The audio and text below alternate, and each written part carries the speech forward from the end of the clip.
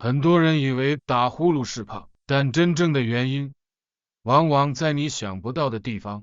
脚踝、盆底肌，当结构不稳，呼吸道就会被牵扯、塌陷。要改善他的打呼噜，第一个把这里就是把这个根骨的短缩给它解决掉。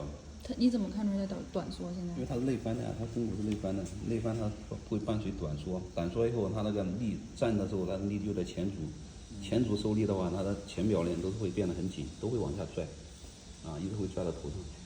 它这个前足一受力了以后，等于说它这个根骨的支撑就不够了嘛，支撑不够，它的就支撑不稳定，不稳定的话，它的呼吸肌都会变成稳定肌，它的膈肌会非常紧。你的双腿举起来，这样。